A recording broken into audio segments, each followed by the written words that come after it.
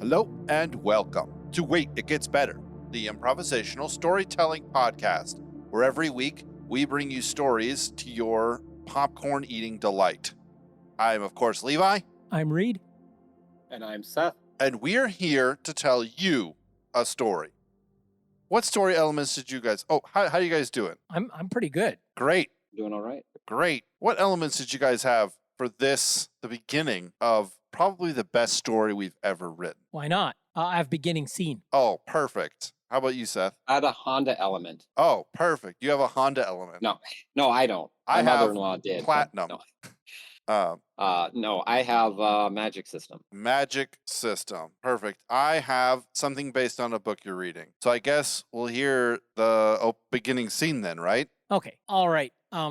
This campsite is the closest thing to having a home that Greta had ever known in her almost 50 seasons of wandering with her nomadic clan. It's had really a good water source, a nice stream coming down from the mountains that flowed down into the valley below, and the woodlands along the hills just were full of game, and they had a lot of fruit-bearing foliage, and it was a really good campsite, and they would travel from site to site following, the harvest of different edibles and whatnot, and different game and whatnot. But for several seasons now, they've been coming back to this same campsite. And having wandered for the couple of generations that Greta was aware of, it was really starting to feel good to have a place to kind of call home. And the shelters had taken on a more kind of a permanent standpoint. But anyway, as Greta, this campsite sits on the crest of a wooded foothills that rise in a series of folds in the terrain to a range of rugged mountains to her back as she gazes across miles of open rolling grasslands that stretch to kind of a line of mountains on the very horizon. And down in this valley, the stream flows into a bend in the river that flows north and south down through this wide valley. The mountains behind her are to the east, and then in the extreme west across the valley, you see there's another range of mountains. But in the extreme distance, a column of smoke rises from the top of one of those mountains. And this smoke is less now, but a few weeks ago, it had glowed crimson for several days. For the past week, groups of a new and unfamiliar species of herd beast had been seen in the grasslands below, and most of the men had gone off hunting to hunt them. Now she watches the approach of one of the young men running fast. Cresting the hill, out of breath, his words tumble out. Others, they don't look like us. Greta remembers her grandmother telling stories about other clans, but no one in her lifetime had ever seen others. Is that the end? That's the beginning scene, yes. They ain't from around here. They ain't from around here. Yeah. They're from Des Moines. Yeah. Cool. That's so great. Seth, do you want to hear my something based on a book you're reading? But I kind of want to hear the Magic System first. Real quick. Reed said, you said she had been around for 50 seasons. 50 seasons, yeah. Okay, so 50 seasons that she remembers, which means she's lived longer. Well, no, not really. I mean, a season, like springtime, there's 4 seasons in a year, so she's only like 12 and a half years old. She's about 12 and a half years old. Right? Or were you imagining that she was closer? I was imagining more like 50 years, but... Oh, okay. So 50 years. 50 cycles of seasons. You just said seasons, and so I didn't know if it was like pertinent that they tracked age by the season. Yeah, if I'd submitted this to a publisher, they would have caught that, and I would have added 50 cycles of seasons or 50 years or whatever, 50 winters. Yeah, there you winters. Go. Okay, gotcha. I just wanted to be sure that I didn't know if we were dealing with a young child who they view time differently in the stage of seasons, or if it was something else. Yeah. Cool. So she's 50 years old and she's never seen others besides her clan. That's right. She remembers her grandmother telling stories of other clans. Right. And I'm guessing this mountain glowing thing is a volcano. That's what it sounds like. Yeah. Okay. She didn't have a context like that. Right. And I kind of like the idea of being in a valley where you can see mountains on one side and then you can just kind of barely not see them on the other. Yeah. And what's the distance between where you stand and the horizon? I suppose it Isn't depends it like on the 15 miles? depends on we might be in a planet that has farther horizons. A planet that has farther Yeah, horizons? if you have less curvature of the Earth, the horizon would be more distant. Oh, I suppose. And you could have, you could have mountains peaking up beyond the horizon, so to speak. But wouldn't the horizon just be where, your eyesight can technically see and kind of converges on the horizon line? Well, they say that you can watch a ship follow the curvature of the Earth and you can see the ship. And then pretty soon all you can see is the mast, like sailing ship, for example. And then, the ship will be out of sight, but you could still see the tops of the mast. Yeah, but then I've also heard that if you get a telescope out, you can then see the regular ship again. Well, that would be, there's a lot of stories about how the Earth really looks. Yeah, so I'm just trying to get a sense of, is your idea about this that this is sort of a prehistoric system? Because a person named Greta isn't a very kind of like caveman-y kind of name. I think it depends on the caves you hang out in, isn't it? Jeez. like Why are you Greta. answering my questions with questions? I just like I'm Greta. asking you questions about your world. Yeah. You've created this world. This could be post-apocalyptic, where people have reverted to hunter-gatherers and now, they've slipped, connection with civilization has slipped, kind of time out of mind, so to speak. Yeah, or not. Or just a bountiful world out there to be fruitful and multiply in. Gotcha. So they're just nomadic because it's oftentimes easier to be nomadic if you don't have like complex infrastructure. Right. They're not nomadic for any specific reason other than that's just what they do. Following resources. Yeah, gotcha. Okay. And do they stay in this valley? Is that what you were thinking? Well, the picture I was trying to paint was that they had been kind of just moving but they've kind of settled here because it's bountiful and they've got this wonderful place that Greta's starting to call home. Oh, I see. They got a good mountain stream coming down. Yeah. I had thoughts about pools full of fish, and stuff, and could go down to the river and catch fish. And it was like these herds of animals come through and they hunt them. And so they have ample supply of meat. And now after the volcano, these other new animals were coming. So the men were off hunting them. And then they sent a runner back because some of the alarming news. Yeah. I am going to introduce something based on a book I'm reading now. So these systems of people, nomadic system people, tend, if they have a religion, which a lot of them do, because a lot of the world is an unknown. They don't understand the finer points of meteorology. They don't understand the finer points of. There's a lot of systems that they don't understand, like antibiotics and things like that. And so a lot of times they will turn to the great spirits, gods, ancestors, whatever. And oftentimes the gods will take the position of forces of nature or your ancestors or, the chupacabra or, the crazies that go crazy kind of thing. The book that I was reading last week, and I finished it now, but the book that I was reading is called Orthodoxy and the Religion of the Future. Good job. Hey, thanks. It's a book about Eastern Orthodoxy, which is a Christian denomination. It's not really a denomination. It's a flavor of Christian religious practice. And one of the things that he writes about in this book, Father Seraphim Rose, is he writes about how other religious systems are coming in and deceiving Christians to turn aside and to follow what is, frankly, sort of really disastrous and oftentimes demonic practices in order to feel like they are closer to God. So that's pretty heavy. This isn't a theological podcast, so I won't argue about that. But what I will say is that the religion, right, of this tribe, or maybe the religion of the people in general, is shamanistic, right? So someone is chosen, they're born, their eye colors are a certain color, whatever it is, it's decided that they are going to be the ones to talk to the gods. Maybe they're the ones who can hear the gods, whatever.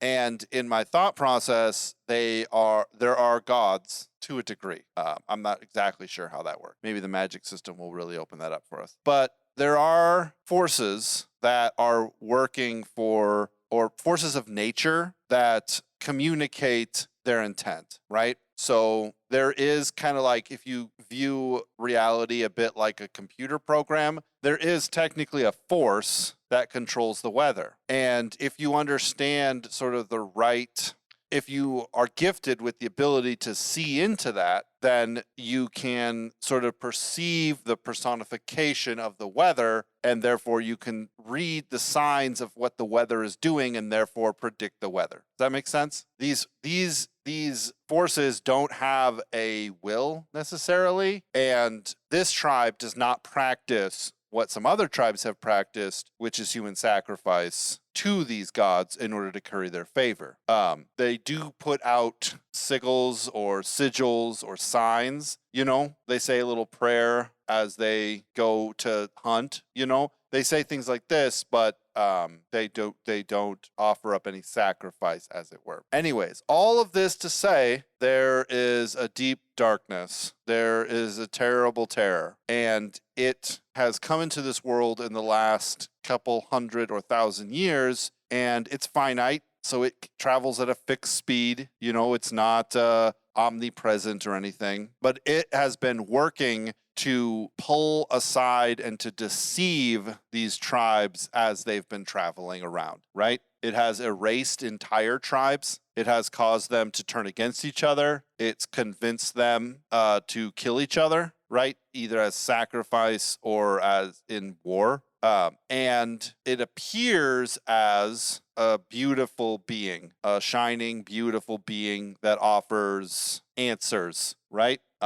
It offers the secrets to agriculture. It offers the secrets to iron and metalworking. It talks about the possibility of what they could do if they could just control each other, right? It offers up strange information, like you could hold something in your hand and your friend who is 100 days journey away could hold something in their hand and you could see each other as if you were in the room, right? And it offers people deals to have them give over a part of their will to it, and it will give them things. And it has just landed in the valley. Landed as in it's just arrived. It's been doing this for thousands of years to lots of different tribes, but it's finally sort of made its way here. And it masquerades as if it is one of these sort of forces of nature, but I don't think it is. That's something based on a book I'm reading, or was reading, and I'm no longer reading. That's because you finished it. Correct. That's really great because it goes, I think this fits together with kind of the nomadic people, the stuff that you said. The magic system is actually, I was thinking about it, and then I realized that it could also be very close to something based on a book I'm reading, although it's a book I've read, not terribly recently, but before the Wheel of Time, because it was, the idea I had was like a dream walker kind of idea. And then the more I kind of thought of it, was like, oh, that's kind of like in Wheel of Time. Absolutely. But I think it fits for kind of like the religious idea where you'd have, people like in these tribes and these people that could, walk in the dream. Maybe not everybody's super inclined to it. Maybe that's one of the things that, the shaman of the village or, the kind of the that group of people is kind of chosen if they're, seen to be able to have this gift. And that's kind of right. what, lets them step out of, this, waking world and see the world behind, where they, can walk, either through their own dreams or sometimes the dreams of others, or sometimes just the world at broad, the way that it's, unknowingly seen, behind the curtain. Yeah. Absolutely. Where then they'll see, that's how they're going to see the, the storm coming, or, and sometimes, maybe they, can fight off different, inside of this dream idea. Right. Kind of go to battle against certain things and, protect the village from, an evil spirit or, something like that. But very interactive in the kind of the world of the unseen, and in relation to, this kind of dream world. And I think of like the Wheel of Time where, and for anyone that didn't hasn't read it, it was like a really interesting idea where then certain people were able to, kind of do this and walk in, like, I think they call it the dream world, or they called it something else, and I can't remember. It's like But, telethenriod or something like that. Yeah. Yeah, something like that. And it was like a weird thing where then, like, because we sit here and think that it's a dream, but then almost the idea that, like, is the dream realer than what we think of reality in the waking moment, right? Right, because when you're in the dream world is just like a parallel. It looks exactly like our world, except things are like constantly changing because people are constantly dreaming about those places. So like you might dream about your house and your perception of it is constantly is different and constantly changing. And so if someone is dream walking in your house, the cups that are in the cupboard are constantly shifting position because your perception of them are constantly changing. Yeah, it's really, I think he did a really good, because then you can fall into your own dream, but then you can enter into this telethenriod, which is really good. Yeah. Anyway, so that's kind of what I was thinking. And then it's like a certain, group of people. And in this case, it works out well because it's, kind of this nomadic shamanistic kind of people groups. Right. You have this kind of unseen world of the stuff happening. And so that would be these people kind of bridging that gap of, I would say, like if someone's sick, they would enter in and have to like, fight. That's kind of how they would do it. They would, not necessarily like, oh, here, take this medicine. But then like, the dream walker would go in and, have to, fight the ailment in the dream walk. Right. Kind Or of maybe, idea. or maybe he would have to confront the steward of health around this person and like get an answer as to like what is wrong with him and what he needs, Oh, that's kind of an interesting, I like it. They're kind of intermediaries. I just Googled shaman to get like a base definition because I didn't want to continue to use shaman if it didn't follow it, but it's a spiritual practitioner, often a priest or medicine man, who is believed to act as an intermediary between natural and supernatural worlds. So I think our word is shaman then. I think we've yeah. Okay. Okay, I'd written down witch doctor, but I think shaman's better. Yeah. There's I imagine I told that the witch doctor I was in love with you.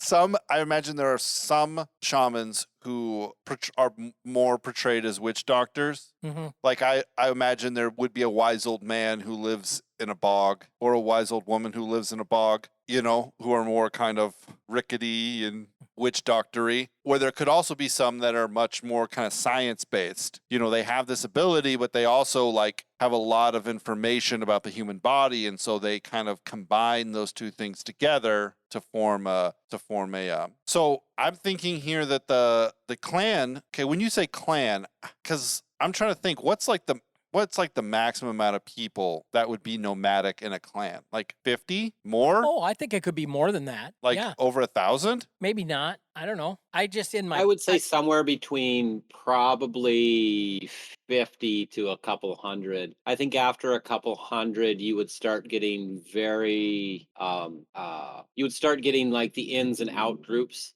Right. Where then, Right. certain families would be, holding certain more power, and hoarding you resources. Get some people that would be, Right. kind of disdained with that. And so that amount of people couldn't necessarily, I think nothing over about 200, right? Okay. Would be reasonable. Well, then let's say without other factions saying we'll do better off to go off to our own hunting lands and not overdo a resource in the community here. Just that's kind of what I would think. Let's say, since they are thinking of setting up, that there's about like 300, like more than what's actually sustainable to continue to be nomadic. Yeah, maybe. That sounds like it would reach a point like that, Right. But what I'm saying is that if we're comfortable with the fact that 200 is like what's good and sustainable, then if we say 300, then we can build in already the idea that the tension that already exists of we're going to settle down or we're going to split apart. Yeah, like future archaeologists would find, the remains of like a permanent settlement. Right. Right. And what was the girl's name? I called her Greta. Greta. She should be in school. Yeah. She would love to be in school. How dare you? Seth, I was thinking that maybe this dark entity's desire. Okay, I'm thinking of kind of a Gurren Lagann situation, right? Where these people were created as the gardeners and the sustainers of the world, and they were never meant to settle down, right? Oh, okay. They were meant to move around, follow the resources. As their groups grew, they would split off, right? And so Gurren Lagann is this anime, and just to sum it up, it's a lot of really cool things, but just to sum it up, basically, if there reaches a certain human population, then like these aliens will attack Earth. And so for like years, they've kept the population really low by keeping everyone underground and telling them that they can't go to the surface. Okay. And so in the same way, this dark entity, it's thwarting the people's purpose as a whole because it's enticing people to set up shop, with technology, with the idea of comfort, with the idea of ease. Right. A little rest, a little sleep, a little, A little slumber, a little Folding of the sleep, a little hands. folding of the hands to Yeah. rest, and poverty steals upon you like an armed man. Right, exactly. That's been its biggest thing. And these people, Greta's tribe is primed. So maybe the dark entity has been here talking to people secretly, and they're primed, and there's like some tension in the camp. There's the old worlders who want to keep moving. Yep. We've been here too long. You can see the paths we've been running in the grass. Yeah. Like that's not our job to do this, to cut paths in the grass. The blueberry plants are all picked clean. Like, what will the bears eat? Yeah. And then there's the new worlders who are like, we could set up, look, I've been working on this wheel. I've been working on this thing. I've been, collecting bits of iron. I've been, bringing in these new technologies, which in and of themselves aren't bad, but they represent that sort of thing. What do you guys think about that as a premise? And then we introduce the others, first other clan, which could be either totally.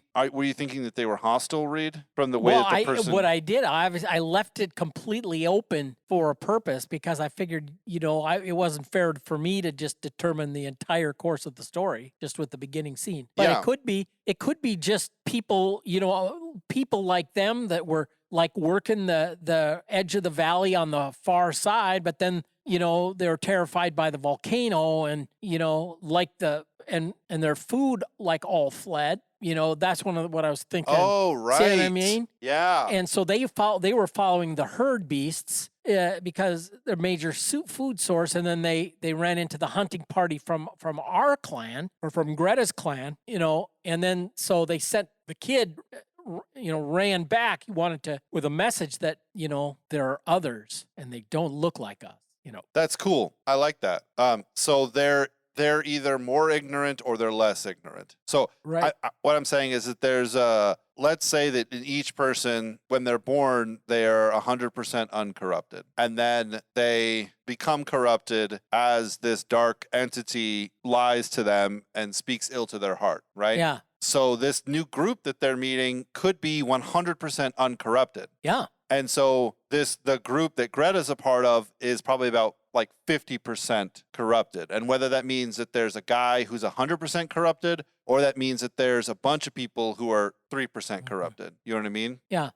And the stories that Greta's grandmother told were about like terrible things that people did when they weren't being nomadic. Yes. Right? Interesting. I'm liking this. Do you guys have any cool ideas you want to add to this? I think anything else particularly interesting might need to come in with the next round of story elements with either heroes or wise old man or womans and right villains and sidekicks, and because I have several ideas, but I think they'd be wrapped around some other character things, and so I think it would be a good idea to move into that side of it next time. Cool. I'm good with that. And see what everybody brings to the table, and then how to fill in the other character roles. Absolutely. Thank you, ladies and gentlemen, for joining us for this episode of Wait, It Gets Better, the improvisational storytelling podcast. If you like this episode, please let us know. Send us a message on Twitter at @GetsBetterCast or send us a email at Waititgetsbettercast@gmail.com. We are always willing and happy to hear your thoughts and suggestions on how we can do better